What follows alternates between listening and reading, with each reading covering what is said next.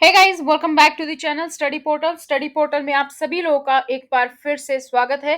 तो आपकी पीआरटी की तैयारी की सीरीज में ये हमारा सेकंड टेस्ट पेपर है पीआरटी का जो हम कर रहे हैं। इससे पहले हम एक ऑलरेडी अपलोड कर चुके हैं, वो आप लोग जाकर देख सकते हैं। तो ये है 6 अक्टूबर 2018 का ही पेपर है। ये इवनिंग शिफ्ट का है, बेसिकली आपका थर्ड शिफ्ट का 4:30 से 6:30 बजे वाला पेपर है ये। तो अगर आप किसी भी कॉम्पिटिटिव एग्जाम की तैयारी कर रहे हैं, ना सिर्फ पीआरटी लेवल बल्कि टीजीटी, पीजीटी या फिर प्रिंसिपल लेवल के लिए भी, तो आप मेरे हेल्पलाइन नंबर 8447410108 इस हेल्पलाइन नंबर पर आप हमें कांटेक्ट कर सकते हैं। और इस हेल्पलाइन नंबर से आप कहीं पर भी हो इंडिया में, आपको स्टडी मटेरियल बाय कोरियर के द्वारा मिलता है। सभी कॉम्पिटिटिव एग्जाम्स के लिए specially teaching, DSSB, KVS, NVS या फिर कोई भी स्टेट का आप टेट दे रहे हो, तो इन सभी के लिए आप इसी हेल्पलाइन नंबर पर हमें कांटेक्ट कर सकते हैं। इसके अलावा अगर आप हमारे साथ व्हाट्सएप पर जुड़े हैं तो इस वीडियो का लिंक और इसकी पीडीएफ आपको व्हाट्सएप पर बाय ईओडी मिल जाती है या अगले दिन आपको मिल जाती है मैक्सिमम। तो अगर आप लोग व्हाट्सएप पर नहीं जुड़े हैं तो व्हाट्सएप पर जुड़ने के लिए आपको करना होगा एक छोटा सा काम। इस नंबर को सबसे पहले करना होगा सेव, क्योंकि हम ब्रॉडकास्ट के थ्रू मैसेज भेजते हैं, तो अगर आपके पास नंबर सेव नहीं होगा तो आपको मैसेज नहीं मिलेगा। उस पर आपको लिखना होगा हमें मैसेज में आपका नाम, फिर आप लिखेंगे अपनी सिटी और फिर आप लिखेंगे एग्जाम। जैसे कि ये डीएसएसबी पीआरटी है तो आप लिख देंगे डीएसएसबी पीआरटी। ठीक है। तो आपको सभी जो पेपर जो हम करवाएंगे यहाँ पर उसकी मैसेज आपको आ जाएगा, उसकी नोटिफिकेशंस आपको आ जाएंगी। तो चलिए शुरू करते हैं आज की इस वीडियो को। और इससे अलावा आप टेलीग्राम, इंस्टाग्राम पर भी हमें फॉलो कर सकते हैं, लिंक डिस्क्रिप्शन बॉक्स में है। तो ये हमारा सेकंड पेपर है। सबसे पहले हमारा है मेंटल एबिलिटी यानी कि रीजनिंग। और अगर आप पीआरटी से रिलेटेड कोई भी आपके पास क्वेश्चन है कि किस सिलेबस से कितने टॉपिक्स आते हैं, एग्जाम पैटर्न क्या रहता है, नेगेटिव मार्किंग है या नहीं, तो ये वीडियो हम ऑलरेडी आज सुबह अपलोड कर चुके हैं, तो आप उन सभी वीडियोस में देख सकते हैं। तो सबसे पहला क्वेश्चन है, उस विकल्प का चयन करें जो तीसरी संख्या से उसी प्रकार से संबंधित है जैसे दूसरी संख्या पहली संख्या से संबंधित है। जो रिलेशन इसका यहाँ पर है वही रिलेशन यहाँ का यहाँ पर होना चाहिए। इस तरीके से आपका ये क्वेश्चन है। तो इसको आप सोचो और नीचे कमेंट सेक्शन में आप कमेंट कर सकते हो। तो इस टाइप के रिलेशन वाले जो क्वेश्चन है वो काफी क्वेश्चंस आपके आते हैं रीजनिंग में। तो रीजनिंग की मैं सबसे पहले अगर बात करूं कि कौन कौन से टॉपिक से क्वेश्चंस आते हैं, तो आपकी नंबर सीरीज आती है। ठीक है। ब्लड रिलेशन से आपको क्वेश्चन मिल जाता है, डायरेक्शन से आपको क्वेश्चंस मिल जाते हैं। इसके अलावा अगर हम बात करें तो आप आगे देखेंगे वेन डायग्राम है या फिर जो पिक्चर्स हैं उसके बेसिस पर आपको क्वेश्चंस मिल जाते हैं। ये जो हम देख रहे हैं रिलेशन वाला, इस तरीके से आपको जो ये क्वेश्चन आप देख रहे हैं कोड निकालने वाला, इस तरीके से आपको क्वेश्चंस मिल जाते हैं काफी सारे। तो अगर आप लोग जो हैं नए हैं इस चैनल पर, तो सबसे पहले तो आपको सब्सक्राइब ही करना है ताकि आप लोगों को पूरी की पूरी इंफॉर्मेशन जो है वो मिलती रहे। ठीक है। अब हम बात करते हैं इस क्वेश्चन के आंसर की। तो इस क्वेश्चन का आंसर आपको क्या दिखाई दे रहा है? 13 170 में जो रिलेशन है वही रिलेशन आपका होना चाहिए 20 और अगली टर्म में। 13 में आप देखो इसको स्क्वायर करके प्लस करके कुछ माइनस करके, क्योंकि हमारा ये क्या है बहुत दूर पे है, यानी कि 13 से 170 काफी दूर है, डिफरेंस जो है काफी ज्यादा है। तो यहाँ पे प्लस वाला कंसेप्ट तो काम नहीं करेगा। तो कौन सा कंसेप्ट काम करेगा? मल्टीप्लीकेशन वाला। ये जब हम नंबर सीरीज के लिए थे मैंने ये सारे रूल्स आपको बताए हैं। अगर डिफरेंस थोड़ा सा है तो वहां पे प्लस या माइनस होगा, मतलब अगर घट रहा है तो माइनस और प्लस हो रहा है तो प्लस का होगा। ठीक है। लेकिन अगर डिफरेंस ज्यादा है तो वहां पे हमारा मल्टीप्लीकेशन या डिवाइडेड वाला रूल होता है। तो यहाँ पे अगर आप देखेंगे तो 13 का स्क्वायर कितना होता है अपना 169 होता है, उसमें हमने 1 प्लस कर दिया तो 170 हो गया। अगर इसी तरीके से हम यहाँ पे करें तो 20 का स्क्वायर कितना होगा 400 में अगर हमने 1 प्लस कर दिया तो कितना होगा 401, और हमारा आंसर में भी है तो फोर्थ हमारा यहाँ पर आंसर आ गया। ठीक है। नेक्स्ट क्वेश्चन, जानवरों को लाल कहा जाता है, लाल को पानी कहा जाता है। तो जानवर जो हैं उनको बोला जा रहा है लाल, और लाल को बोला जा रहा है पानी, और पानी को हम बोल रहे हैं आकाश। हैंडराइटिंग थोड़ी समझ लेना। ठीक है। और आकाश को हम बोल रहे हैं बादल, और बादल को भी फिर हम बोल रहे हैं हवा, और हवा को भी हम बोल रहे हैं मछली। ठीक है। तो मैंने यहाँ पर सारा लिख दिया है। यदि जानवरों को लाल कहा जाता है, लाल को पानी कहा जाता है, पानी को आकाश कहा जाता है, आकाश को बादल कहा जाता है, बादल को हवा कहा जाता है, और हवा को मछली कहा जाता है, तो मछली कहाँ रहती है? मछली कहाँ रहती है? नॉर्मली मछली कहाँ रहती है? समुद्र में, तालाबों में, यानी कि पानी में, जल में, ठीक है? तो और पानी को हम क्या बोल रहे हैं? पानी में रहती है, लेकिन पानी को हम क्या कह रहे हैं? आकाश। तो आंसर क्या होगा? आकाश होगा। तो थर्ड ऑप्शन आपका यहाँ पर करेक्ट है, तो थर्ड ऑप्शन आपका यहाँ पर आंसर है। नेक्स्ट क्वेश्चन, वह विकल्प चुनना है जो आकृतियों को निम्नलिखित श्रृंखला को पूरा करेगा। जो आकृतियों की ये श्रृंखला है इसको पूरा करेगा वो आपको बताना है।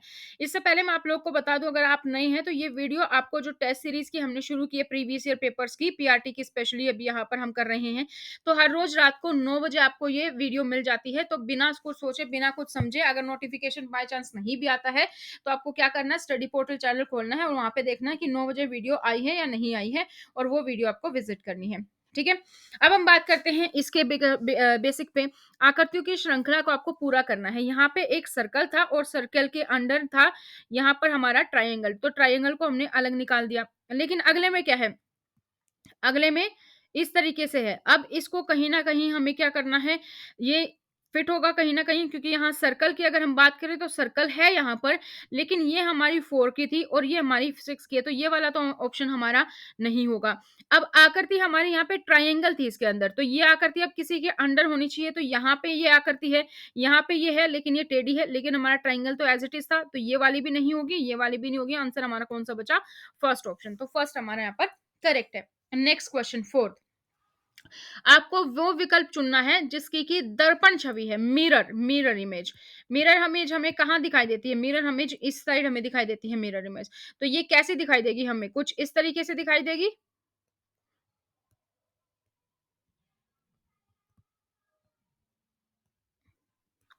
रुको, मिरर इमेज है, कैसे दिखाई देगी हमें?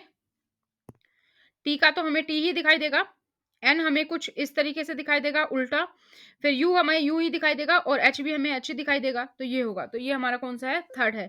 और यहीं पर अगर हमें वाटर इमेज पूछी जाती तो जो इस तरफ दिखाई दे हमें, जैसे कि ऐसे दिखाई देता फिर हमें, कुछ इस तरीके से। ठीक है? नेक्स्ट क्वेश्चन फिफ्थ हम देखते हैं। विनय का मुंह दक्षिण दिशा में है। विनय का मुंह दक्षिण दिशा में। सबसे पहले तो आपको पता होना चाहिए भाई दक्षिण दिशा है कहाँ पर? कहाँ पर होती है दक्षिण दिशा? यहाँ पर हमारा होता है नॉर्थ, यहाँ पर हमारा होता है साउथ, यहाँ पर हमारा होता है ईस्ट और यहाँ पर हमारा होता है वेस्ट। अब विनय का मुंह है दक्षिण दिशा में। विनय मान लीजिए यहाँ पर है तो उसका फेस कहाँ है? इस साइड में है, क्योंकि यहाँ पर साउथ है। दक्षिण दिशा में उसका मुंह था, वह दाहिनी तरफ घूमा। दाहिनी तरफ यानी कि आपका सीधा हाथ, दाहिनी तरफ अगर आपका मुंह दक्षिण में और आप दाहिनी तरफ घूमेंगे, यहाँ पर खड़े होकर आप यहाँ पर खड़े हैं इस साइड में, तो आपका ये राइट हैंड है और ये आपका लेफ्ट हैंड है। तो दाहिनी तरफ अगर आप घूमेंगे तो यानी कि वेस्ट की तरफ। ठीक है? दाहिनी तरफ घुमा और 20 मीटर की दूरी पर चला, यानी कि वो चला वेस्ट में यहाँ पर 20 मीटर की दूरी पर। फिर वह दाहिनी तरफ घूमा, यहां से फिर दाहिनी तरफ घूमेगा तो कहाँ जाएगा? नॉर्थ डायरेक्शन में। फिर वो यहां से चलता है 10 मीटर। ठीक है? फिर अब वो बाईं तरफ घूमता है, वो दाईं की बजाय अब वो बाईं घूमता है। दाईं यहाँ था, अब बाईं यहाँ घूमेगा, तो वो बाईं तरफ घूमा और फिर से चला वो 10 मीटर। फिर वह दाहिनी तरफ घूमा, अब दाहिनी तरफ उसका किधर आ जाएगा? एक सेकंड दोबारा बनाती हूँ, जगह कम पड़ गई। चलिए, विनय का मुंह दक्षिण दिशा में था, यहाँ मान लेते हैं। होपफुली यहाँ से पिक्चर बन जाएगी कंप्लीट। ठीक है? वह दाहिनी तरफ घूमा, दाहिनी तरफ घूमा तो वो चला 20 मीटर। फिर वह दाहिनी तरफ घूमा, फिर चला वो 10 मीटर। दाहिनी तरफ यहाँ से घूमा, फिर वो दाहिनी तरफ घूमा, 10 मीटर चला और फिर वो क्या है? फिर वह बाएं तरफ घूमा। फिर वह घूमा बाएं तरफ और 10 मीटर चला और 10 मीटर चलने के बाद फिर वह दाईं तरफ घूमा और 20 मीटर चला। दाईं तरफ घूम के और हमारा कितना चला? 20 मीटर चला। फिर वह दोबारा दाहिनी तरफ घूमा और 60 मीटर चला। तो शुरुआती बिंदु के संबंध में इस समय उसका मुंह किस दिशा में है? पहले वो यहाँ पे था, अब वो कहाँ आ गया है? यहाँ आ गया है।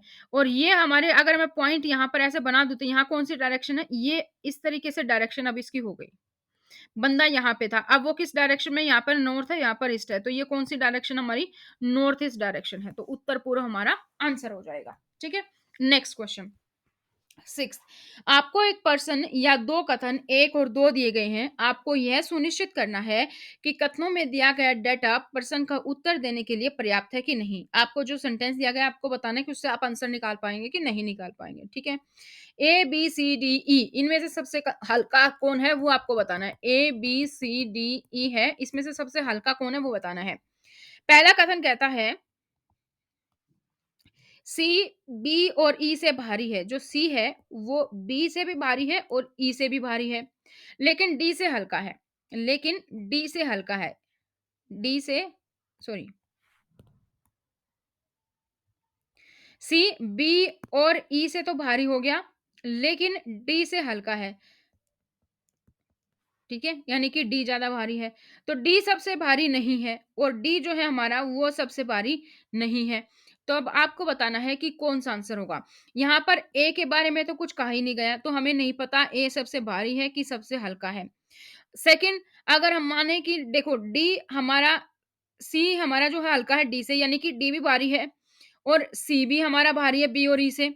ठीक है, लेकिन यहाँ पर डी के बारे में है और ए के बारे में कुछ नहीं है। या तो डी हमारा भारी है या हमारा ए भारी है, लेकिन यहाँ पर कुछ दिया नहीं गया है। तो पर्सन के कथन को उत्तर देने के लिए अगर हम एक और दो को दोनों को भी मिला दें तो डाटा पर्याप्त नहीं है। जब तक ए के बारे में कोई इन्फॉर्मेशन नहीं होगी हम नहीं कह सकते कि डी भारी है कि या ए भारी होगा। ठीक है, नेक्स्ट क्वेश्चन। 40 लड़कियों की पंक्ति में 40 लड़कियां हैं, 40 लड़के हैं, सॉरी, 40 लड़कों की पंक्ति में जब अकबर को उसके बाएं तरफ से 4 स्थानांतरित कर दिया। मान लीजिए अकबर यहां था कहीं। ठीक है, अकबर था यहाँ पर, उसको बाएं स्थान में 4 स्थानांतरित कर दिया। अब उसको 4 छोड़ के यहाँ पर स्थानांतरित कर दिया है। तो पंक्ति के बाएं सिरे से उसकी स्थिति कितनी हो गई है? 10वीं हो गई है। अब पंक्ति के बाएं सिरे से अगर हम यहाँ से बात करें तो वो अब कौन से नंबर पे आ गया है? वो आ गया अब यहाँ पर 10th नंबर पे। ठीक है, अगर मुकेश की स्थिति अकबर की पहले की स्थिति से दाहिनी तरफ 3 स्थान पर थी। अब मुकेश यहाँ पर था। ठीक है, तो अब पंक्ति के दाहिने छोर से मुकेश की स्थिति क्या होगी? अब पंक्ति की, अब अगर हम दाहिने छोर से बात करें तो वो निकालनी है आपको। 40 टोटल लोग हैं। ठीक है, मुकेश यहाँ पर था, ये 10वें पे है। 11 12 13 14 15 16 17 18। ठीक है, यहाँ पर सॉरी, यहाँ पर हमारा चौथे नंबर पे आया था तो 3 का डिफरेंस तो यहाँ पे, और अकबर यहाँ पे था चौथा, और 4 5 6 6 यहाँ पर हो गई है। तो 16 लोग यहाँ पर हैं अब फिलहाल। तो 16 इसमें से आप घटा देंगे तो कितना आ जाएगा? ठीक है, 24। तो हमारा 24वां यहाँ पे सेकंड ऑप्शन आंसर है। नेक्स्ट क्वेश्चन है, निवेदा और उसकी माँ की उम्र का योग। निवेदा को हम एन से डिनोट कर लेते हैं, उसकी मदर को हम डिनोट कर लेते हैं एम से। उसकी माँ का योग कितना है? 56 वर्ष है। 4 साल बाद माँ की उम्र, 4 साल के बाद माँ की उम्र, यानी कि एम की जो उम्र है 4 साल बाद, ठीक है, 4 साल बाद माँ की उम्र उसकी बेटी की उम्र से 3 गुनी हो जाएगी। उसकी बेटी की उम्र से 3 गुनी हो जाएगी। ठीक है, तो माँ की वर्तमान आयु आपको निकालनी है। आप यहाँ से इसको कैलकुलेट कर लेंगे और निकाल देंगे। ठीक है, यहाँ से आप कैलकुलेट करेंगे और कैलकुलेट करने के बाद आप निकालेंगे तो कितना आ जाएगा? 12 और 44 आंसर।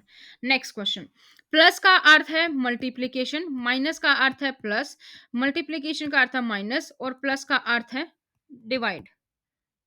यस, प्लस का अर्थ है डिवाइड। ठीक है, तो आपको ये सेंटेंस दिया गया है, इसका आपका मान निकालना है। तो जहां पर 26 के बाद प्लस है तो प्लस का मतलब क्या है? डिवाइड। तो यहाँ पर डिवाइडेड आ जाएगा। 74 माइनस है, माइनस का अर्थ क्या है? प्लस, तो हम यहाँ पर प्लस लिख देंगे। 4 आगे है मल्टीप्लीकेशन का निशान, और मल्टीप्लीकेशन का मतलब क्या है? माइनस, तो माइनस लिख दिया हमने।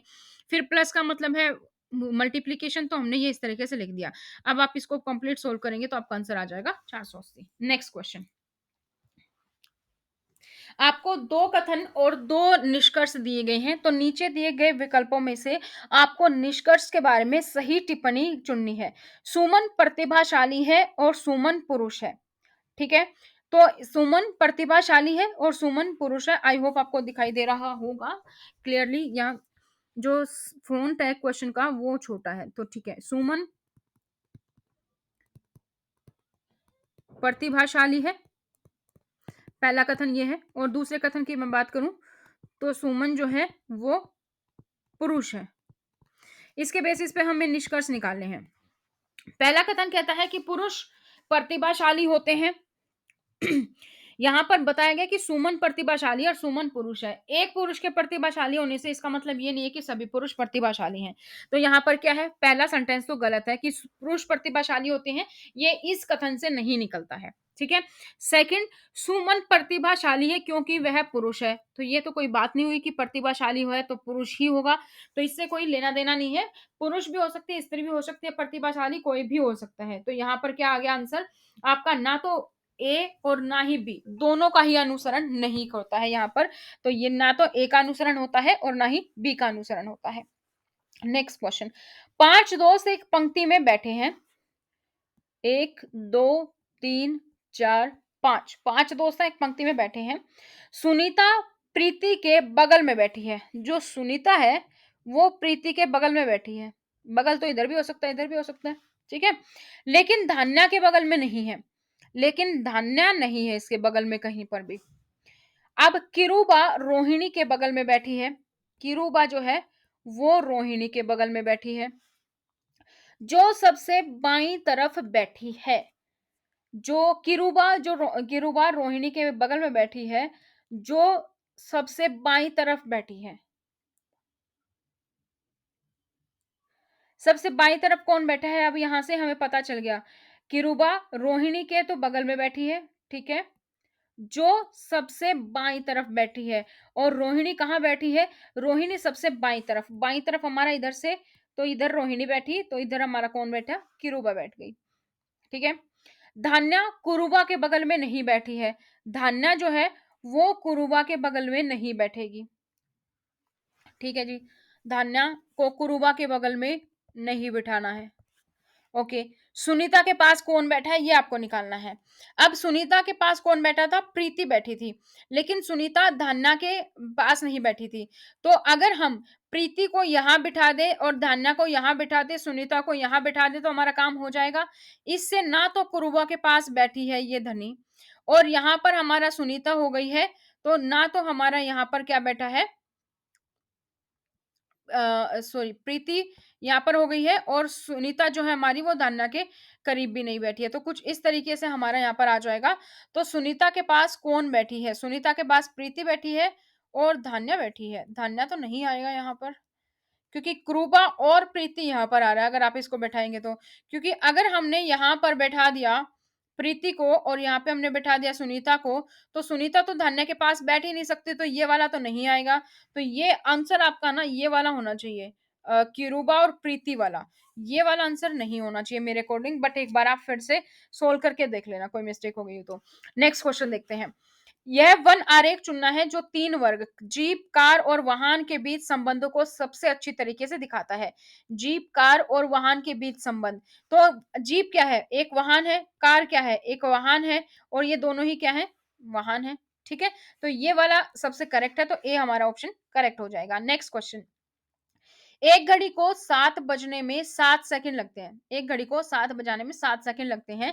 तो उसे 9 बजाने में कितना समय लगेगा, कैलकुलेट करेंगे तो आंसर आ जाएगा आपका 9 से 1/3 आंसर। नेक्स्ट क्वेश्चन, नीचे दिए गए शब्दों में आपको विषम चुनना है, ओड चुनना है आपको। कौन है ओड इसमें, तो मंगल, बृहस्पति, चंद्रमा और शुक्र। मंगल, बृहस्पति, शुक्र क्या ग्रह है, लेकिन चंद्रमा क्या है आपका उपग्रह है। मतलब बाकी यार प्लेनेट, चंद्रमा ही आपका क्या है, सैटेलाइट है। तो इसीलिए ये आंसर आ गया। नेक्स्ट क्वेश्चन, एक आदमी की तरफ इंगित करते हुए माला कहती है। तो मैं हमेशा क्या करती हूँ, ये हम मेल के लिए यूज करते हैं, ये फीमेल के लिए। आपका अपना पर्सपेक्टिव हो सकता है, आप किसी भी तरीके से यूज कर सकते हैं। तो एक आदमी की ओर इंगित करते हैं, एक आदमी है उसकी तरफ इंगित करते हुए माला ने कहा है कि उसकी माँ मेरी माँ की इकलौती बेटी है। इस आदमी की जो माँ है वो माला की माँ की इकलौती बेटी है। अब माला की माँ को हम यहाँ लिख देते हैं, और इसकी बेटी है, और यहाँ पर क्या होना आ गई, माला आ गई। तो माला से आदमी का संबंध क्या हुआ, इकलौती बेटी है। इकलौती बेटी है तो ये तो होगी नहीं, यही है, तो ये बेटा इसी का है, तो ये क्या हुआ, माँ बेटे का रिश्ता। यहाँ पर पुत्र आंसर आ गया। ठीक है। नेक्स्ट क्वेश्चन, एक स्कूल में 5 शिक्षक हैं। ठीक है, 5 शिक्षक हैं, 5। अब उसमें से पी और क्यू कंप्यूटर साइंस और इंग्लिश पढ़ाते हैं। आर और क्यू इंग्लिश और साइंस पढ़ाते हैं। एस और पी मैथ और कंप्यूटर साइंस पढ़ाते हैं। टी और क्यू हिंदी और फ्रेंच पढ़ाते हैं। किस विषय को 2 से अधिक शिक्षक पढ़ाते हैं, ये आपको बताना है। तो किस विषय को 2 से अधिक शिक्षक पढ़ाते हैं, वो आपको देखना है यहाँ पर। तो अगर हम बात करें सीएस की, कंप्यूटर साइंस की, तो यहाँ पर पी पढ़ाता है और पीक्यूएस 3 पढ़ाते हैं, ठीक है? इसी तरीके से अगर हम हिंदी देखें, तो हिंदी में तो बेचारे इधर 2 ही हैं, फ्रेंच में भी 2 ही हैं। बात करें अगर हम इंग्लिश की, तो इंग्लिश में पी भी है, क्यू भी है और आर भी है। तो इस तरीके से आप यहाँ से देख लेंगे तो आपका आंसर इंग्लिश आ जाएगा। नेक्स्ट क्वेश्चन, नीचे खाली जगह को भरने के लिए सबसे उचित विकल्प का चयन करें। एक नदी में हमेशा डैश होते हैं, डेल्टा जरूरी नहीं है, वृक्ष जरूरी नहीं है, लेकिन किनारे जरूर होते हैं। तो थर्ड ऑप्शन आपका यहाँ पर है। क्वेश्चन नंबर 18 नीचे है, नीचे दी गई तालिका में गायब संख्या आपको पता लगानी है। तो ये क्वेश्चन मैं आप पे छोड़ रही हूँ, आप इसको पूरा सोल्व कीजिएगा और आपको संख्या पता लगानी है। आंसर आपका आना चाहिए 307। तो कुछ ना कुछ करके जो मैंने आपको बताया, प्लस माइनस मल्टीप्लिकेशन, आप ये देखेंगे कि इन दोनों को किस तरीके से फिट किया जाए कि ये आ जाए। ठीक उसी तरीके से ये सेटिस्फाई होनी चाहिए, ये सेटिस्फाई, और तीनों इक्वेशन सेटिस्फाई होगी तो वही आंसर आपको यहाँ पे लगाना है, वही चीज, और यहाँ पे आपका आंसर आ जाना चाहिए। नेक्स्ट क्वेश्चन, यदि अंग्रेजी वर्णमाला विपरीत क्रम में लिखी जाए तो कौन सा अक्षर बाएं से 14 अक्षर के बाई और पांचवा होगा? ये आप खुद से सोल्व कर सकते हैं। क्या करना, अंग्रेजी को हम उल्टा लिख देंगे तो, ठीक है, इस तरीके से जेड वाई एक्स से। तो आपको बताना है कि कौन सा अक्षर 14वें अक्षर के बाई और पांचवा आपको बताना है। तो आंसर आपका आ जाएगा आर। नेक्स्ट, नीचे दी गई संख्या की श्रृंखला में गुम संख्या आपको पता करनी है कि कौन सी संख्या आएगी। इस तरीके के क्वेश्चंस हम बहुत बार कर चुके हैं, तो ये वाला भी देख लेते हैं। 4 का डिफरेंस है, 6 का डिफरेंस है, 8 का डिफरेंस है, 10 का डिफरेंस है, 12 का डिफरेंस है, 14 का डिफरेंस है, तो यहाँ 16 होना चाहिए और यहाँ 18 होना चाहिए। 56 में 16 ऐड कर दीजिए, कितना हो जाएगा 72। 72 में 18 ऐड करेंगे तो 90 हो रहा है, मतलब सेटिस्फाई हो रहा है। तो फर्स्ट ऑप्शन हमारा यहाँ पर करेक्ट है। जब भी डिफरेंस कम हो, यहाँ पे थोड़ा थोड़ा डिफरेंस दिख रहा है, मतलब प्लस है। अगर ये डिफरेंस बहुत ज्यादा हो, 2 के बाद 60 हो, 60 के बाद 120 हो, 120 के बाद 400 हो, तो यहाँ पे क्या हो जाएगा, यहाँ पे मल्टीप्लीकेशन होगा। ठीक है, ये चीज आपको बस ध्यान रखनी है। तो ये हमारे हो गए हैं रीजनिंग के 20 क्वेश्चन। नेक्स्ट हम करते हैं अपना जीके जनरल अवेयरनेस का सेक्शन। सकल राष्ट्रीय उत्पाद यानी कि जीएनपी के संबंध में निम्नलिखित में से कौन सा कथन गलत है, ये आपको बताना है।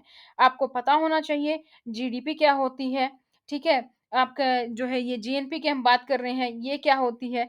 इसी तरीके से आपको जो इकोनॉमिक्स की बेसिक टर्म है, कम से कम वो तो आपको जरूर पता होनी चाहिए, ताकि आप इस तरीके के क्वेश्चंस को सोल्व कर सकें। ठीक है, जीडीपी हमारी कितनी है, क्या है, ये सारी चीजें आपको पता होनी चाहिए। तो यहाँ पर पूछा गया है जीएनपी के बारे में, सकल राष्ट्रीय उत्पाद, ग्रोस नेशनल प्रोडक्ट, कौन सा कथन गलत है वो आपको बताना है। तो जीएनपी विदेश आय से संबंधित देश का सकल घरेलू उत्पाद है। ठीक है, देश से संबंधित ही सकल घरेलू उत्पाद होता है जीएनपी, क्योंकि ग्रोस नेशनल प्रोडक्ट की हम बात कर रहे हैं, विदेशी आय से संबंधित। सेकंड है, जीएनपी में विदेशों में नागरिकों और कंपनियों द्वारा अर्जित आय शामिल होती है, लेकिन देश के भीतर विदेशियों द्वारा अर्जित आय शामिल नहीं है। तो ना तो ए ना ही सेकंड करेक्ट है यहाँ पर। कल जो हमने लेक्चर किया था उसमें मैंने आपको बोला था 4-5 लेक्चर जो मैं आप लोगों के लिए अपलोड कर दूंगी, वो मैं एक बार चेक करके अपलोड कर दूंगी आज तक या कल तक। और इसके साथ ही ये जो बेसिक टर्म्स हमारी जीडीपी क्या होती है, जीएनपी क्या होती है, इसके लिए भी हम आप लोग के लिए लेक्चर लेके आएंगे। कम से कम आपका जो यहाँ से 1-2 क्वेश्चन अगर बनता है तो वो आपको पूरी इंफॉर्मेशन होनी चाहिए। नेक्स्ट क्वेश्चन, निम्नलिखित में से किस देशों ने जुलाई 2018 में आयोजित ब्रिक्स शिखर सम्मेलन की मेजबानी की थी? कल भी एक क्वेश्चन आया था ब्रिक्स से, हमने जाना था इसके बारे में सारी इंफॉर्मेशन, तो दोबारा से डिटेल जानने की जरूरत नहीं है। लेकिन जुलाई 2018 की बात है, तो जुलाई 2018 में किसने मेजबानी की? दक्षिण अफ्रीका में। अब किसने की थी, कल हमने डिस्कस किया था, वर्चुअल हुई थी। तो आपको नीचे कमेंट सेक्शन में कमेंट करके बताना है कि इस बार किसने की थी और नेक्स्ट बार कहाँ होने वाली है, ये भी आपको पता होना चाहिए। असम का क्षेत्रीय नृत्य कौन सा है? तो असम का क्षेत्रीय नृत्य क्या है? बिहू। नेक्स्ट क्वेश्चन, इनमें से किन धातुओं में एंटीबैक्टीरियल प्रॉपर्टी होती है? एंटीबैक्टीरियल प्रॉपर्टी किसमें होती है? चांदी में होती है एंटीबैक्टीरियल प्रॉपर्टी। सौरभ चौधरी क्या है? एक निशानेबाज खिलाड़ी है। कल भी इस तरीके का क्वेश्चन था, तो ये आपको अब आइडिया लग जाना चाहिए आपको जीएस में कि किस टाइप के क्वेश्चंस आएंगे। जो टॉपिक बहुत ही छोटा सा आसान सा है, आपको वो कर लेने चाहिए, ताकि आपके एक एक जो वहां से क्वेश्चंस के इस तरीके से छोटे छोटे आपके काफी टॉपिक हो जाएंगे, और आपको एक एक क्वेश्चन का आंसर, आपका जो एक एक नंबर आपका पक्का होता चलेगा। नेक्स्ट है बनिहाल जवाहर सरंग हिमालय के निम्नलिखित विभागों में से किसके अंतर्गत आता है? तो ये किसके अंतर्गत आता है? छोटा हिमालय के अंतर्गत आता है। नेक्स्ट हमारा 12 नामित सदस्यों को राष्ट्रपति द्वारा निम्नलिखित क्षेत्रों में विशेष ज्ञान या व्यवहारिक अनुभव रखने वाले व्यक्तियों में से चुना जाएगा। किससे चुना जाता है? साहित्य, विज्ञान, कला और सामाजिक सेवा से। नेक्स्ट है निम्नलिखित में से कौन सा उपकरण भूकंप की तीव्रता को रिकॉर्ड करता है? तो भूकंप की तीव्रता को कौन रिकॉर्ड करता है? सेismometer। नेक्स्ट सीसीटीवी का अर्थ क्या होता है? Close circuit television. ये फुल फॉर्म्स आपको पता होनी चाहिए, कल के क्वेश्चन, कल के पेपर में भी फुल फॉर्म्स थी। भारत की संसद में निम्नलिखित शामिल है। भारत की संसद में कौन कौन होता है? लोकसभा है, राज्यसभा और अपने राष्ट्रपति हैं। हाल ही में लोकसभा में डैश में राष्ट्रीय खेल विश्वविद्यालय स्थापित करने के लिए एक विधेयक पारित हुआ, तो ये 2018 के अनुसार मणिपुर में हुआ था। 2018-19 सीजन में बाजरे के न्यूनतम समर्थक मूल्य कल भी पूछा गया था, जो था, या पता नहीं कौन सी फसल थी उसका समर्थन मूल्य, तो आप ये भी थोड़ा सा ध्यान दे लेना। दो बाजरे का पूछा गया था तो 1950 था। नेक्स्ट, परम आदर्श का शाब्दिक अर्थ निर्देश है। भारत में परम आदर्श केवल अधिकारियों और अन्य व्यक्तियों के खिलाफ नहीं होगा जो सार्वजनिक कर्तव्य से बंधे हैं, बल्कि सरकार के खिलाफ भी है। तो यहाँ पर आपका केवल दो ठीक है। अगर हम इन इस क्वेश्चन पेपर पर नजर डाल रहे हैं, तो हमें प्लेयर वाला क्वेश्चन मिल रहा है, हमें जीडीपी जीएनपी से एक क्वेश्चन मिला है, हमें ब्रिक्स से क्वेश्चन मिला है, हमें एक ये न्यूनतम समर्थन मूल्य जो भी था, मिनिमम प्राइस जो भी है, ठीक है, इससे हमें क्वेश्चन मिला है। विधेयक में क्या पास हुआ उसके अकॉर्डिंग हमें क्वेश्चन मिला है। एक हमारा था नदी को लेकर, हमारा एक क्वेश्चन था वहां पर। तो ये इस तरीके के क्वेश्चंस आपके लिए बहुत ही इंपॉर्टेंट है। इससे हमें क्या पता चलता है, क्योंकि जो ये पेपर है कल भी हमारा 2018 का था, आज भी हमारा 2018 का है। कल फर्स्ट शिफ्ट का था, आज थर्ड शिफ्ट का हम कर रहे हैं। तो आपको क्या करना है, आपको सभी क्वेश्चंस का ध्यान देना है, क्योंकि आपके पेपर 7 मार्च से शुरू हो जाएंगे। तो 7 मार्च को जिसका पेपर है उससे पूछना क्या आया, अगर क्वेश्चन पेपर कहीं से मिल सकता है, क्वेश्चंस आपको पता चल सकते हैं, तो वो आप कोशिश करना। और हम भी कोशिश करेंगे कि जैसे ही 7 मार्च से पेपर होगा, बच्चों के फीडबैक लेके और वो क्वेश्चंस आपको बताए जाएं, ताकि जो आपके बाद में पेपर हो रहे कम से कम वो टॉपिक्स आपको पता होने चाहिए कि इस टॉपिक से तो क्वेश्चन देखने को मिल ही सकता है। तो वो आप जरूर से ध्यान रखें, और कम से कम उन बच्चों के लिए तो खासकर जो उसी दिन एग्जाम दे रहे हैं, क्योंकि फर्स्ट शिफ्ट में क्वेश्चन जो थे उसी के रिलेटेड थर्ड शिफ्ट में एज इट इज क्वेश्चन है। नेक्स्ट, भूटानी प्रधानमंत्री जिन्होंने हाल ही में भारत का दौरा किया था, 2018 की बात हो रही है, तो सेरिंग तोब्गे। 1867 में महाराष्ट्र बॉम्बे में प्रार्थना समाज के संस्थापक कौन थे? आत्माराम पांडुरंग। NEER का अर्थ क्या होता है? नाम मात्र प्रभावी विनिमय दर। ठीक है, तो ये क्वेश्चन की जो फुल फॉर्म है, ये भी आपको सारी की सारी देखनी है। एक सेकेंड। तो यह इस नीर का अर्थ क्या है हमारा? नाम मात्र प्रभावी विनिमय दर, यानी कि nominal effective exchange rate. Samudragupta के दरबारी कवि कौन थे? हरिसेन। तापी नदी किससे निकलती है? सातपुड़ा पर्वत से जी। नेक्स्ट क्वेश्चन है, उनकी अवधि के अनुसार दिल्ली सल्तनत के राजवंशों को उनके समय अनुसार क्रमित करना, किस समय किस कौन सा किस टाइम पे था? सबसे पहले हमारा गुलाम दास वंश था, फिर हमारा खिलजी, फिर सैयद, फिर लोधी। तो उसके बेसिस पे हमारा सेकेंड ऑप्शन। नागालैंड में साक्षरता दर कितनी है? 79.6%। अब ये हमारे हो गए जीके के 20 क्वेश्चन, और अब हम करेंगे मैथ के। तो हमारे यहाँ पर दो पोर्शन हो गए हैं, एक हमारा हो गया है रीजनिंग और एक हमारा हो गया है जीके का पोर्शन। इसके साथ फिर से इंफॉर्मेशन दे दूं, अगर आप तैयारी कर रहे हैं किसी भी कॉम्पिटिटिव एग्जाम की, चाहे आप DSSB दे रहे हैं, या आप KVS देने वाले हैं, या NVS देने वाले हैं, EMRS देने वाले हैं, UPSC का प्रिंसिपल लेवल देने वाले हैं, तो कोई भी लेवल के लिए, हर लेवल के लिए, चाहे PRT, TCT, PCT और प्रिंसिपल लेवल के लिए आपको स्टडी मटेरियल मिलता है स्टडी पोर्टल की तरफ से, जो कि बाय कोरियर आपके घर तक पहुंचाया जाता है। तो अगर आप तैयारी कर रहे हैं, तो आप इसी हेल्पलाइन नंबर पर हमें कॉल या व्हाट्सएप करके इंक्वायरी कर सकते हैं। ये हमारा हेल्पलाइन नंबर है, जो आपने यहाँ पर देख ही लिया है, 8447410108। इसी नंबर पर आपको कॉन्टेक्ट करना है। ठीक है? और इसके बाद हम बात करते हैं नेक्स्ट अपना टॉपिक मैथ की हम बात कर लेते हैं। तो x की वैल्यू दी गई है इस तरीके से, तो x का इकाई-अंक आपको बताना है। इकाई-अंक निकालना बहुत ही आसान है, निकालेंगे तो 8 आंसर आ जाएगा। नेक्स्ट क्वेश्चन, 30 वस्तुएँ बेचने पर एक व्यक्ति को 2 वस्तुओं के बिक्री मूल्य की हानि होती है। अगर उसने 30 वस्तुएँ बेची हैं, सेलिंग प्राइस जो 30 वस्तुओं का है, उसने जो 2 वस्तुओं का बिक्री मूल्य है ना जो है उसका हानि होती है। तो आपको हानि प्रतिशत निकालनी, कैलकुलेट कर लीजिएगा, 10% आ जाएगा। नेक्स्ट क्वेश्चन, 6480 रुपए की राशि है, ए बी सी में बांटी जानी है।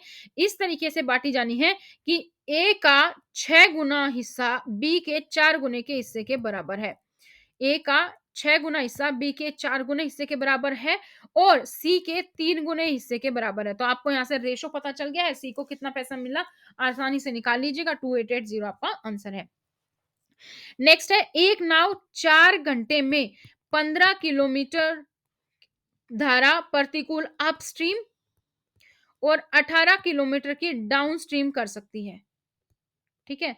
यदि धारा की गति हम बोले 3 किलोमीटर प्रति आवर है धारा की गति, तो डाउनस्ट्रीम में आपको निकालनी है गति किलोमीटर प्रति घंटा में, तो आप कैलकुलेट कीजिएगा, 12 आंसर आ जाएगा। नेक्स्ट है, आपको मान निकालना है 0.89 बार माइनस 0.546 बार माइनस 0.12 बार, तो आप इसको कैलकुलेट करेंगे तो 0.123 बार आ जाएगा। नेक्स्ट, 12 और 3 के माध्य समानुपात और तृतीय समानुपात के बीच का अंतर निकालना है। तो आप माध्य निकालेंगे, तृतीय निकालेंगे, तो उसका आंसर निकाल देंगे तो 5.25 आ जाएगा।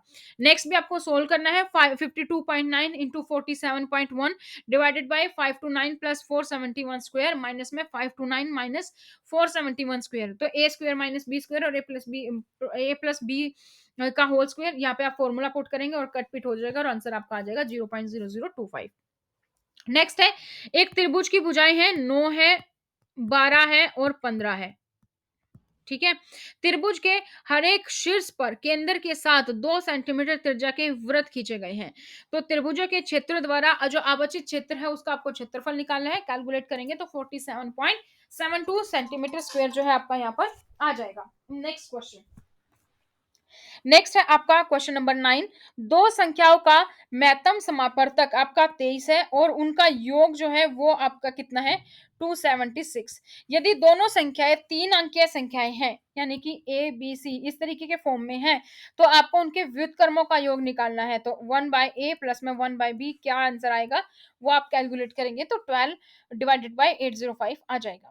यदि व्यक्ति 60 किलोमीटर प्रति घंटा की गति से कुछ दूरी और x किलोमीटर प्रति घंटा की गति से उतनी ही दूरी तय करता है और यदि पूरी यात्रा के लिए उसकी औसत गति जो है वो 48 किलोमीटर प्रति घंटा है, तो आपको क्या निकालना है, x का मान निकालना है। यहाँ पर आप कैलकुलेट करेंगे और आंसर आपके पास कितना आ जाएगा, 40 आ जाएगा। नेक्स्ट क्वेश्चन, 60 छात्रों की एक संख्या में 40% लड़के हैं, 60 छात्र हैं उसमें 40% हमारे लड़के हैं, यानी कि कितने लड़के हैं, 24 हैं बॉयज। ठीक है, अब लड़कों का औसत अंक है, इन लड़कों का जो औसत अंक है वो कितना दिया गया है, 65 और पूरी संख्या का औसत अंक है 69.25। तो लड़कियों को औसत निकालना है, आप निकाल लेंगे यहाँ से 72 आंसर आ जाएगा। नेक्स्ट क्वेश्चन, नेक्स्ट क्वेश्चन है, एक गोले की त्रिज्या 40% कम कर दी जाती है तो उसका परिणाम उस कितने प्रतिशत कम हो जाएगा, यहाँ पे परिमाण लिख रखा है, यहाँ पे आएगा परिमाप। ठीक है, उसके अकॉर्डिंग आप कैलकुलेट करेंगे तो 78.4%। नेक्स्ट क्वेश्चन, 2 वर्ष के लिए 7200 पर चक्रवृद्धि ब्याज और साधारण ब्याज के बीच अंतर आपको निकालना है और जो अंतर है वो आपका सॉरी 25.92 है और अमाउंट कितनी है, 7200 है, समय कितना है, 2 ईयर और ये जो दिया गया है ये क्या है, कंपाउंड इंटरेस्ट माइनस में सिंपल इंटरेस्ट। तो आप यहाँ से कैलकुलेट करनी है रेट, रेट आप कैलकुलेट करेंगे तो कितना आ जाएगा, 6%। नेक्स्ट क्वेश्चन, दो संख्याएं एक तीसरी संख्या से क्रमशः 28% और 36% कम है। एक संख्या तो मान लीजिए x है, तो एक आपकी 28% कम है और एक आपकी 36% कम है। तो दूसरी संख्या पहली संख्या से कितनी प्रतिशत छोटी है वो आप निकालेंगे, तो यहाँ पे कैलकुलेट कर लीजिएगा, 100 डिवाइडेड बाय 9 आपका आंसर आ जाएगा। Next question, A B C की कार्य दक्षता 4:3:7 है। एक साथ मिलकर वे काम को 12 दिन में पूरा कर लेते हैं, तो आपको बताना है कि बी उस काम को कितने दिन में पूरा करेगा। यहाँ पे आप कैलकुलेट कीजिएगा, आंसर कितना आ जाएगा आपका 56। उस न्यूनतम संख्या के अंकों का योग क्या है, जिसे पूर्ण घन बनाने के लिए 22,000 में से घटाया जाना चाहिए? तो ये अभी आप कैलकुलेट करेंगे तो 12 आंसर आ जाएगा। नेक्स्ट है कि दिन में 8 घंटे काम करने वाले आदमी काम की 4 इकाइयों को 20 दिन में पूरा करते हैं और दिन में 6 घंटे काम करने वाले 15 आदमी 9 इकाई को दिन में पूरा करते हैं। ठीक है?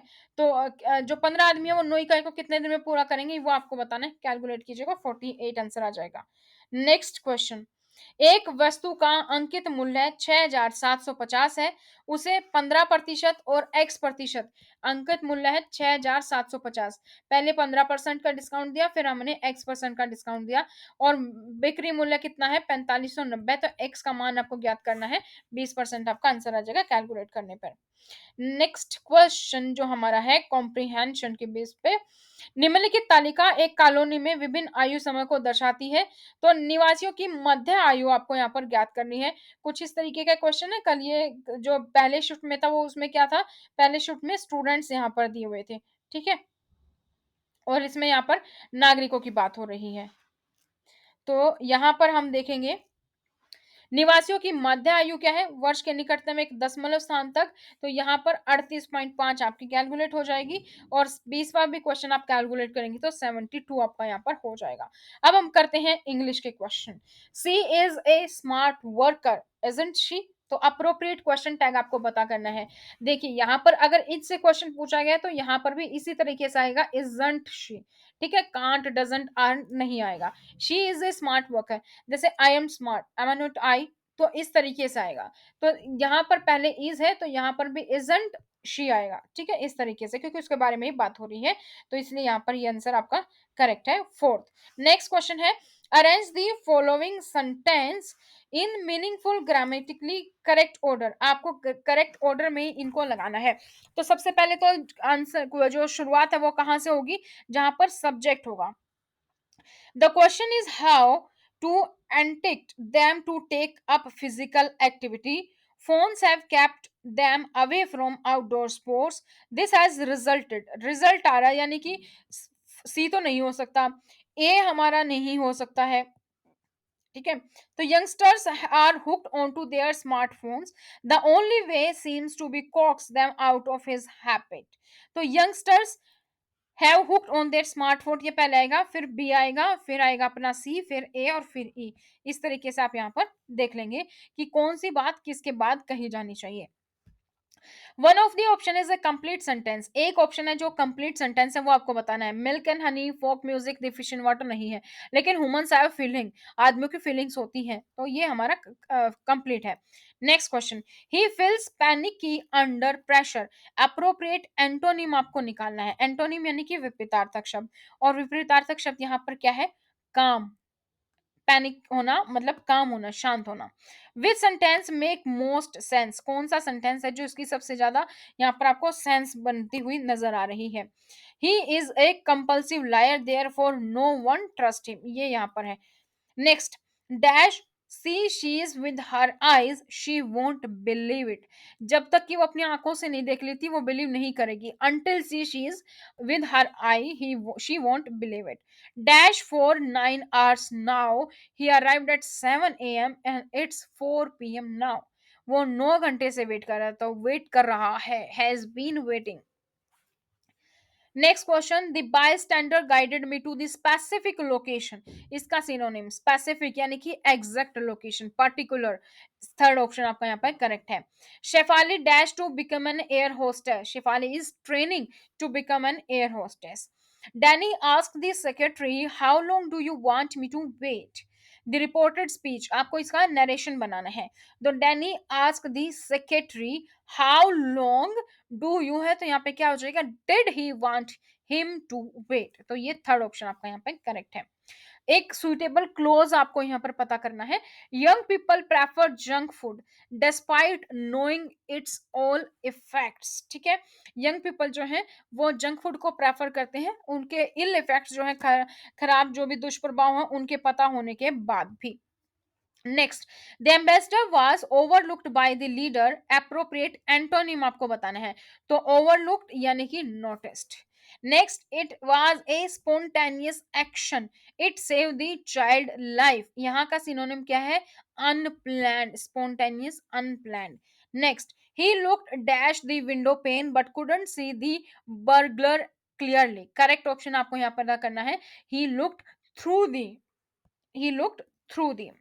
ठीक है, यहाँ पे मैं ज्यादा डिटेल में हम नहीं कर रहे हैं, रीजनिंग मैंने डिटेल में कर दी है, मैथ के मैंने आपको फॉर्मूला बता दिए कौन कौन से पुट करना है।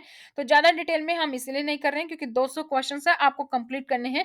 अगर किसी भी क्वेश्चन में कोई भी दिक्कत होती है तो आप नीचे दिए गए कमेंट सेक्शन में कमेंट कर सकते हैं, अगले दिन हम उसको यहाँ पर क्लियर कर लेंगे। ठीक है, dash no times the police had arrived at the scene of the crime in no time, within no time. तो सेकंड ऑप्शन आपका यहाँ पे करेक्ट है। अब है कॉम्प्रिहेंशन पढ़ना है।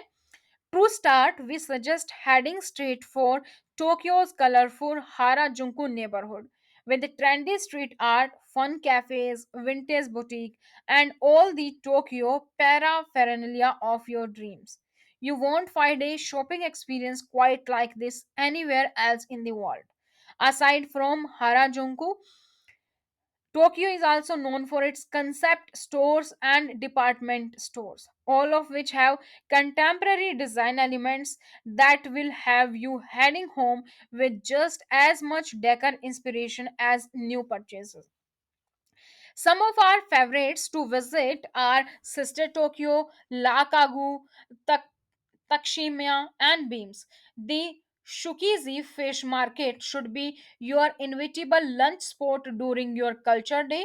Then, for a taste of Tokyo ancient history, add either the Imperial Palace or Tokyo oldest temple, Sensoji, which dates back to the 7th century to your itinerary. For the best selection of pre-modern art, head to Nezu Museum. If you prefer contemporary art, the Yoyoyoi Kosuma Museum is a must see. Kusama, one of the most famous living artists in Japan, opened this museum in 2017 to showcase her famous Hellutionary Infinity Rooms. इसके basis पे question करने हैं। The word inevitable means, तो inevitable का मतलब यहाँ पर क्या है? अनअवॉइडेबल।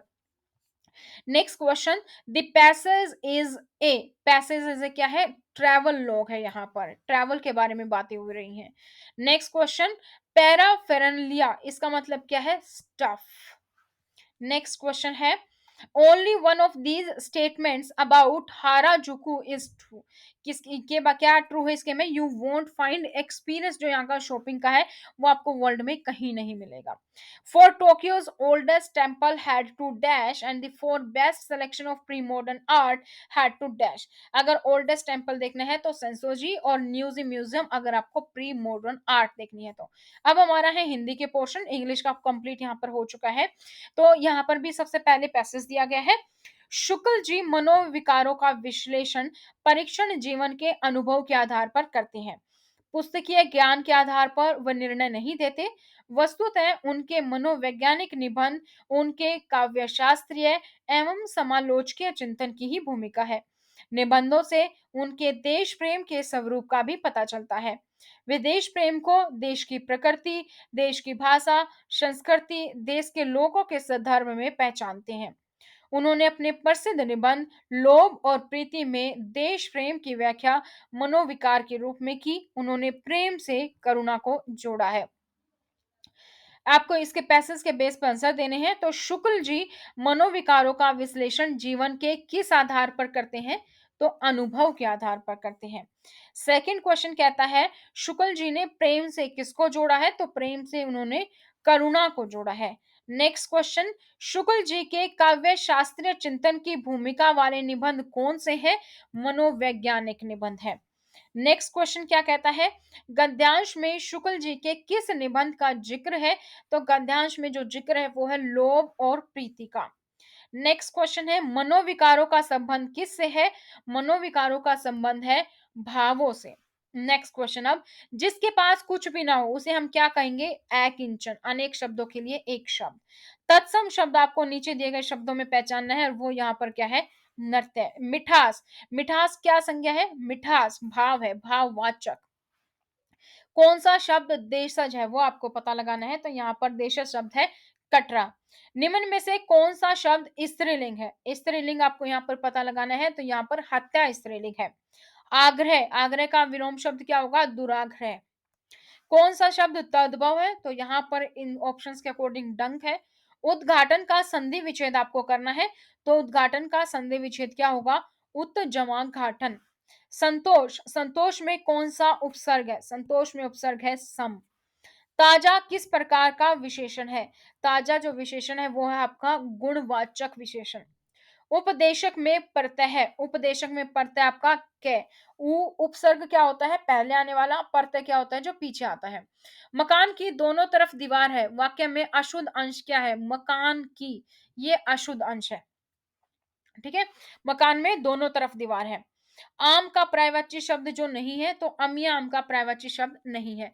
नीचे दिए गए आपको बताना है कि कौन सा सबसे शुद्ध है, तो आवश्यकता आपका ऐसे लिखा जाता है। बेलोग में कौन सा समास है? तो बेलोग में जो समास है बेलाग में, वो है आपका अव्ययीभाव समास। तो यहाँ पर हमारा जो जनरल पोर्शन होता है 100 नंबर का, जो कि आपकी जीके है, आपका मैथ है, और आपका हिंदी है, इंग्लिश है, और आपकी रीजनिंग है। 20-20 नंबर के 5 पोर्शन यहाँ तक हमारा हो जाता है कंप्लीट। अब हम बात करेंगे यहाँ से आगे पीआरटी के सब्जेक्ट रिलेटेड पोर्शन की। तो वो हम यहाँ पर देखेंगे। आपका जो सब्जेक्ट रिलेटेड पोर्शन होता है, साथ ही में आपकी जो पेडागोजीज के क्वेश्चन आते हैं, वो यहाँ पर हम कंप्लीट देखने वाले हैं। तो इसके साथ ही फिर से बता दूं, अगर आप किसी भी कॉम्पिटिटिव एग्जाम की तैयारी कर रहे हैं, तो आपको इस हेल्पलाइन नंबर पर कॉन्टैक्ट आप हमें कर सकते हैं। आप डीएसएसबी, केवीएस, एनवीएस सभी जो स्टडी मटेरियल है, नोट्स है, आपको बाय कोरियर आपके घर तक पहुंचाए जाते हैं। तो आप इन्हीं नंबर पर आप हमें कॉन्टैक्ट करें। साथ ही आप हमें टेलीग्राम और आप हमें फॉलो कर सकते हैं इंस्टाग्राम पर भी, और आपको ये पीडीएफ मिल जाए, आपको ये सारी अपडेट्स मिलती रहे एग्जाम्स की, तो इसी नंबर पर आप हमें अपने डिटेल्स शेयर करेंगे। आपका नाम, अपनी सिटी और अपना एग्जाम का नाम। जो बच्चे पहले से जुड़े हैं, उन बच्चों को सारी इंफॉर्मेशन टाइमली मिल जाती है। शुरू करते हैं सब्जेक्ट रिलेटेड पोर्शन। सबसे पहला, कक्षा में मास्लो का सिद्धांत शिक्षक को आकलन लगाने में क्या मदद करता है? तो क्या मदद करता है? आत्म सम्मान। प्राथमिक समाजीकरण का क्या तात्पर्य है? प्राथमिक समाजीकरण का तात्पर्य है अपने जीवन के प्राथमिक या शुरुआती वर्षों में शिशु के समाजीकरण को संदर्भित करता है। वे दो बुनियादी स्वरूप संस्कृति क्या हैं, जिसे निम्नलिखित दो हिस्सों में बांटा गया है? तो बुनियादी स्वरूप संस्कृति को सकारात्मक संस्कृति और नकारात्मक संस्कृति में बांटा गया है। नेक्स्ट क्वेश्चन, प्रारंभिक बचपन की विशेषताएं क्या है? प्रारंभिक बचपन की विशेषताएं जो है, ये है आपकी बाधित, जिद्दी, अवज्ञाकारी, नकारात्मक और विरोधी। नेक्स्ट क्वेश्चन, आर्थिक सामाजिकरण क्या होता है? आर्थिक सामाजिकरण यह वह प्रक्रिया है जिसके माध्यम से विभिन्न पृष्ठभूमि लोगों के साथ समाज का नया प्रवेशकर्ता अलग अलग प्रतिक्रिया देता है और अलग अलग विकसित होता है, और आर्थिक सोच और परिप्रेक्ष्य में अलग व्यवहार करता है। नेक्स्ट, सीखना उद्देश्यपूर्ण है, इसका अर्थ क्या है? सीखना उद्देश्यपूर्ण है, इसका अर्थ है कि कोई व्यक्ति अपने उद्देश्यों से अवगत है, जिसे गतिविधियों के माध्यम से महसूस करना है। मनोचिकित्सक डोमेन से क्या तात्पर्य है? मनोचिकित्सक डोमेन मतलब मानसिक या शारीरिक कौशल। विकास का अपेक्षित परिणाम क्या है? परिपक्वता और अनुभव। संवेदी रजिस्टर का क्या अर्थ है? स्मृति जो सबके बारे में जानकारी रखती है, केवल 1 या 2 मिनट के लिए सामने आती है। तो हम यहाँ पर क्वेश्चन आंसर इसीलिए कर रहे हैं क्योंकि क्वेश्चंस ज्यादा हैं, और आपको इसकी पीडीएफ तो मिल ही जाएगी व्हाट्सएप पर। 8447410108 इस नंबर पर आप व्हाट्सएप कर दीजिएगा, इसकी पीडीएफ आपको मिल जाएगी, और उसमें आप आराम से बैठ के सारे क्वेश्चंस को फिर से ढंग से रियलाइज करके और उसके अकॉर्डिंग आप अपने आंसर्स देख सकते हैं। क्वेश्चन नंबर 10, सीखने में 3 डोमेन क्या है? सीखने की जो डोमेन होती है 3, वो क्या क्या है? संज्ञानात्मक, प्रभावशाली और मनोप्रेरणा। नेक्स्ट क्वेश्चन, दैहिक जरूरतों से क्या तात्पर्य है? तो दैहिक जरूरतों से क्या तात्पर्य है? अच्छा खाना, जल, साफ हवा और सोने के लिए सुरक्षित और गर्म जगह। सिगमंड फ्रायड ने सामाजिकरण को किस रूप में व्याख्या की है? तो सिगमंड फ्रायड ने सामाजिकरण की वे लोग जो उन संस्कृतियों के मूल्यों और आदर्शों को सीखते हैं, जो व्यक्ति का एक हिस्सा बनाते हैं, जिसे उन्होंने सुपर ईगो कहा है। निम्नलिखित में से कौन सा दीर्घकालिक सामाजिक बंधन टाई स्थापित है? तो अभिभावक बाल संबंध। प्रश्न का निम्नलिखित उदाहरण किस श्रेणी से संबंधित है? किसी कर्मचारी के अवकाश समय की गणना करने के लिए मैनुअल का उपयोग करें। लिखित परीक्षा की विश्वसनीयता का मूल्यांकन करने के लिए आंकड़ों का नियम लागू करें। तो ये क्या है? लागू करना का उदाहरण है। नेक्स्ट, तंत्र क्या है जिसके माध्यम से सभी बच्चे आकलन और आवास के बीच संतुलन बनाने की कोशिश करते हैं? तो क्या है वो तंत्र? संतुलन। संज्ञानात्मक डोमेन में कितनी श्रेणियां होती हैं? संज्ञानात्मक डोमेन में आपकी 6 श्रेणियां होती हैं। प्रमुख विशेषता और विकासात्मक परिवर्तन क्या है जिन्हें 12 वर्ष से आगे की उम्र में अवोकित किया जा सकता है? तो बच्चे अनमने भाव से सोचने लगते हैं और काल्पनिक समस्याओं के बारे में। ठीक है।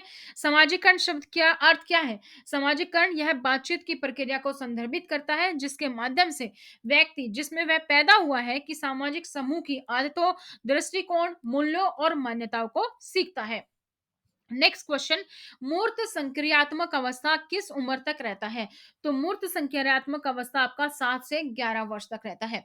6 से 8 साल क्या सीखते हैं? 6 से 8 साल सीखते हैं समस्याओं को हल करना और अवधारणाओं के विकास के संबंध में माध्यम से। एएसडी का पूरा फॉर्म क्या है? Autism spectrum disorder. एडीएसएस ऑपिक्ट्रम स्पेक्ट्रम डिसऑर्डर, एएसडी। बारीक मोटर कौशल की कठिनाइयों को किस रूप में माना जाता है? तो बारीक मोटर कौशल की कठिनाई को डिस्प्रैक्सिया। पाठ्य चर्चा डिजाइन का उत्पाद मॉडल प्रक्रिया मॉडल से अलग क्यों है? कम छात्र पसंद है इसलिए। अमूर्त सांस्कृतिक विरासत का क्या तात्पर्य है? अमूर्त सांस्कृतिक विरासत का तात्पर्य है संस्कृति की बौद्धिक वस्तुएं। नेक्स्ट, मध्यम स्तर स्कूल में समाजीकरण से आप क्या समझते हैं? मध्यम स्तर स्कूल यानी कि मिडिल लेवल स्कूल में क्या समझा जाता है? शिक्षक सहकर्मी समूह के साथ आपकी समझ को प्रोत्साहित करते हुए चर्चाओं और गतिविधियों का संचालन और समाजीकरण में सुधार के अवसर प्रदान करता है। नेक्स्ट है, राष्ट्रीय माध्यमिक शिक्षा अभियान आरएमएसए का मुख्य उद्देश्य क्या है? माध्यमिक शिक्षा का विस्तार। सकारात्मक संस्कृति का क्या अनुकूल है? सकारात्मक संस्कृति का अनुकूल है नए कर्तव्य, व्यावसायिक संतुष्टि, मनोबल और प्रभावशीलता, साथ ही छात्र शिक्षा पूर्ति और कल्याण। नेक्स्ट है, शैक्षिक दर्शन के अनुभवजन्य मॉडल का कौन सा सीखने का सिद्धांत पालन है? तो यह है व्यवहारवादिकता। नेक्स्ट, पाठ्य चर्चा के एक रचनात्मक मॉडल में इसके तत्वों का एक उचित संरेखण होता है। इनमें से कौन सा तत्व उन तत्वों का सही संयोजन है? तो यह है शिक्षण, शिक्षक सामग्री, शिक्षण रणनीतियां और शिक्षक पर्यावरण। मुख्य धारा की शिक्षा का क्या तात्पर्य होता है? कि एक ही कक्षा में कई अलग अलग प्रकार के बच्चे। नेक्स्ट क्वेश्चन, ज्ञान निर्माण नए ज्ञान और एक विद्यार्थी के व्यक्तिगत पूर्व ज्ञान का अद्वितीय आयोजन है।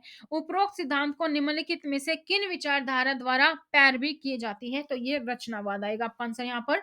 जीवन पर्यंत शिक्षा की अवधारणा से आप क्या समझते हैं? जीवन पर्यंत शिक्षा की अवधारणा मतलब जीवन पर्यंत सीखना।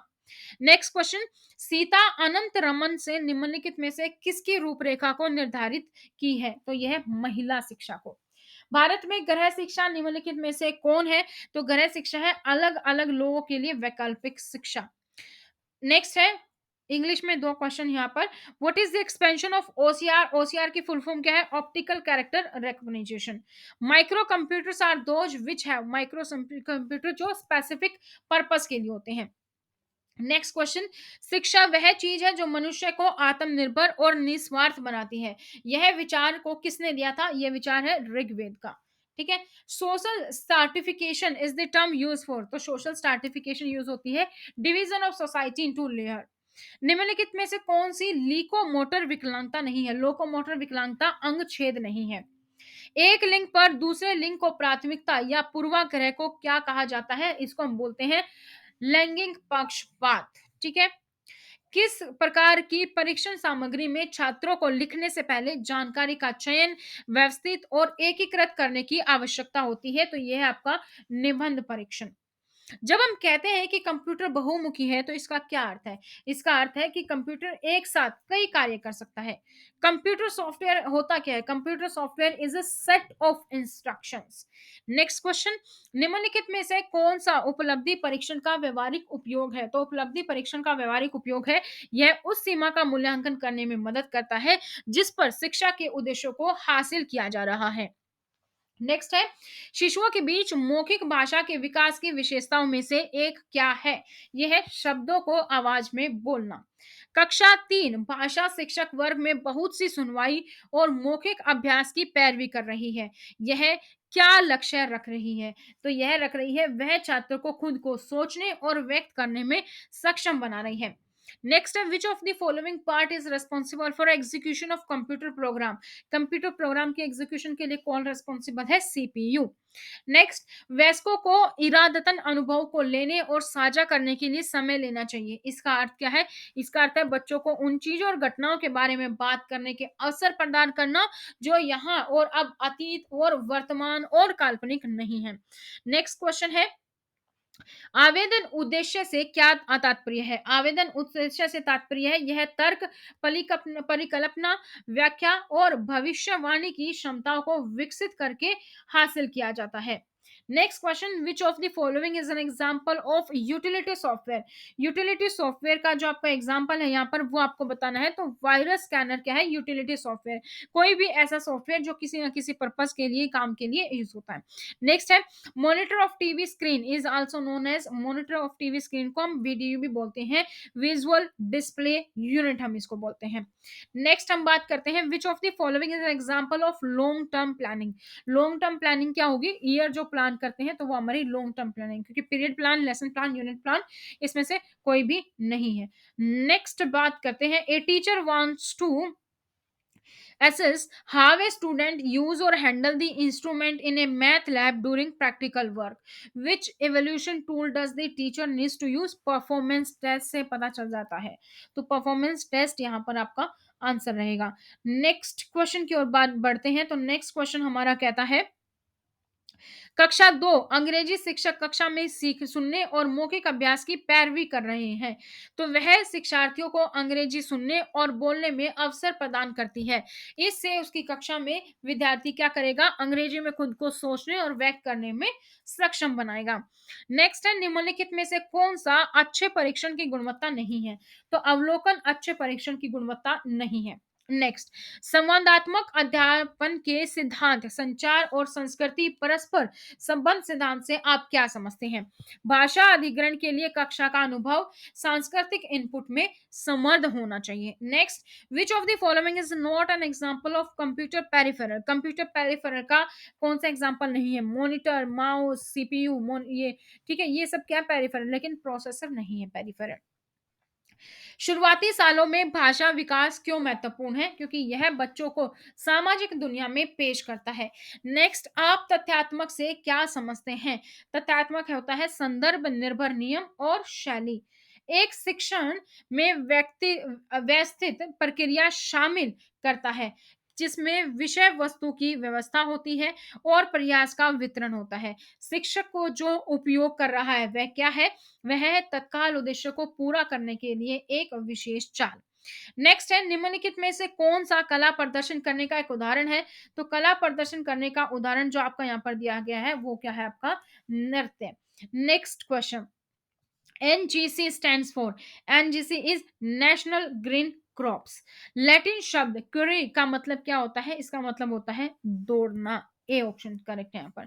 नेक्स्ट क्वेश्चन क्या कहता है, ये एक शिक्षक अपनी पसंद के एक विशेष क्षेत्र में छात्रों की योग्यताओं और रुचि को जानना चाहता है। तो शिक्षक को किस प्रकार से मूल्यांकन का उपयोग करना चाहिए? उसको करना चाहिए पूर्वभाषी। Third option. Next question, greenhouse प्रभाव का क्या तात्पर्य है?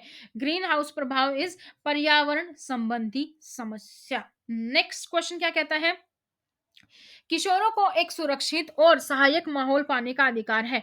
आप इस कथन से क्या समझते हैं? इस कथन का अर्थ है किशोरों को सटीक और आयु उपयुक्त जानकारी, कौशल निर्माण और सशक्तिकरण, सकारात्मक भूमिका मॉडल और अनुकूल स्वास्थ्य सेवाओं और परामर्श में मार्गदर्शन प्रदान करना चाहिए। Next question, international environment education programme has been launched by, international education जो प्रोग्राम है वो किसने लॉन्च किया है? यूनेस्को द्वारा। नेक्स्ट क्वेश्चन क्या कहता है? किशोर अवस्था शैक्षणिक कार्यक्रम की सुविधा के लिए आवश्यक है, तो इसके लिए गैर आलोचनात्मक आवश्यक है। नेक्स्ट क्वेश्चन, बच्चे में मानसिक सुझाव, सामाजिकरण और बढ़िया और संपूर्ण कोटल मोटर कौशल विकसित करने के लिए निम्नलिखित में से कौन सा सही स्थान है? तो इसके लिए खेल मैदान जो है सबसे सही स्थान है। नेक्स्ट क्वेश्चन, निम्नलिखित में से कौन सा आम डर है जिसके कारण कि माता पिता अपने बच्चों के यौन शिक्षा कार्यक्रमों में भाग लेने के बारे में सोचते हैं? उन्हें डर लगता है कि बच्चों को गलत जानकारी मिल जाएगी। नेक्स्ट, एक अभिनेता को तीन महत्वपूर्ण पहलुओं के बारे में सावधान रहना चाहिए और वो कौन सा नहीं है? तो संवाद, अदायगी, अभिनय, पोशाक के बारे में होना चाहिए, लेकिन मेकअप के बारे में इतना सावधान रहने की जरूरत नहीं है।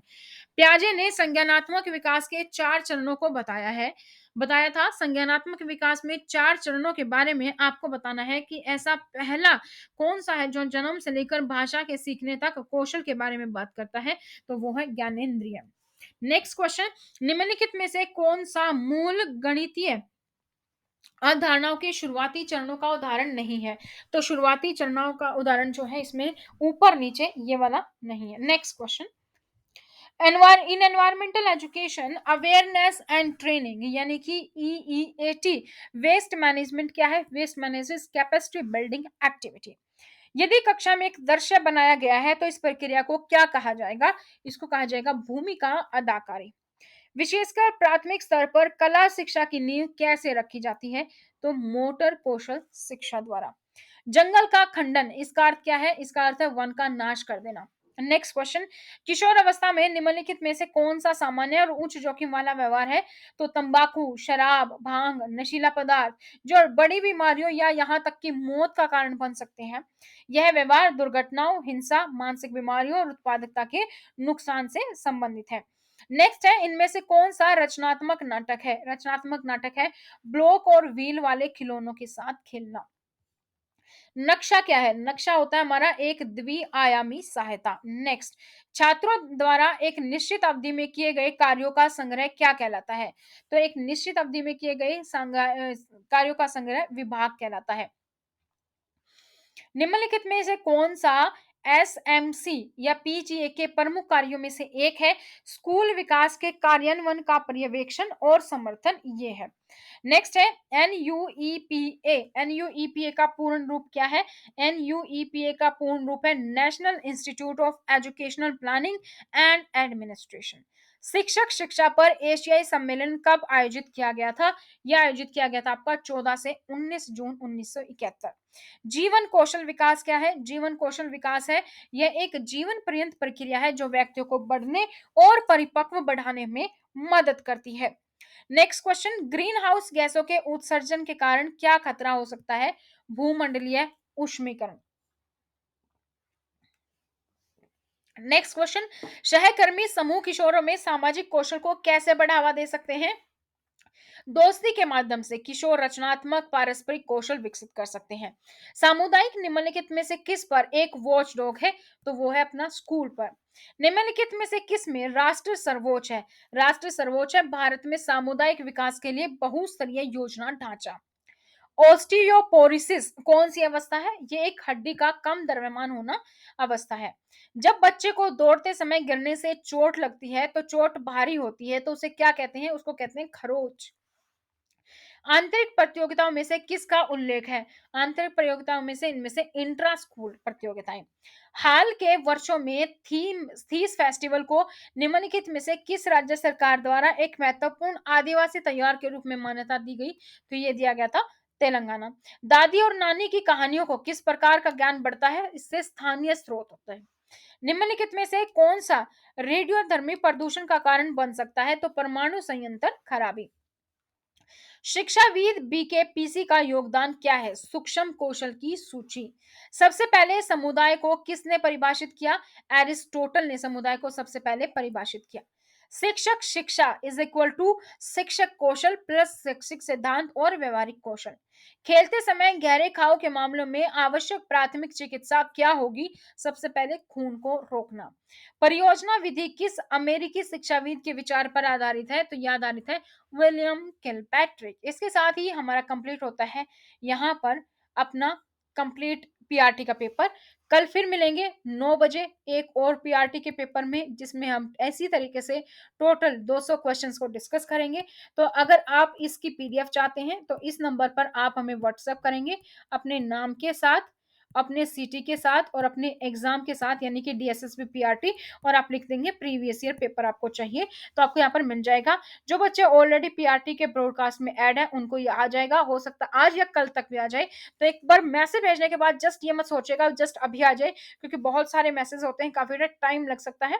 तो आपको लेकिन मिल जाएगा, जैसे आप ब्रॉडकास्ट में ऐड हो जाओगे तो आपको फटाफट से तभी मिल जाया करेगा। और इसके साथ ही अगर आप घर बैठे तैयारी कर रहे हैं डीएसएसबी, केवीएस, एनवीएस, ईएमआरएस या फिर यूपीएससी प्रिंसिपल की भी, तो आपको इसी हेल्पलाइन नंबर पर कॉल करना है। इसी हेल्पलाइन नंबर पर आप हमें कांटेक्ट कर सकते हैं और आप यहां से स्टडी मटेरियल ऑर्डर कर सकते हैं। आप ना सिर्फ पीआरटी बल्कि टीजीटी, पीजीटी और प्रिंसिपल लेवल तक की भी अगर आप तैयारी कर रहे हैं तो आपको सारा का सारा study material set of books होता है जो आपको बाय कोरियर के द्वारा आपके घर तक पहुंचाया जाता है। आप इंडिया में कहीं भी हो, किसी भी शहर में हो, किसी भी गांव में हो, आपको यहाँ कोरियर पहुंचा दिया जाता है। तो आप इसी हेल्पलाइन नंबर पर हमें कॉल कर सकते हैं। आज की इस वीडियो में इतना ही, फिर मिलेंगे नई जानकारी के साथ। और आप लोग के लिए टाइम टेबल की वीडियो जल्दी आने वाली है, तो उसके लिए भी चैनल पर बने रहे, चैनल को सब्सक्राइब करें, बेल आइकन को प्रेस करें, वीडियो को लाइक और शेयर करना ना भूलें।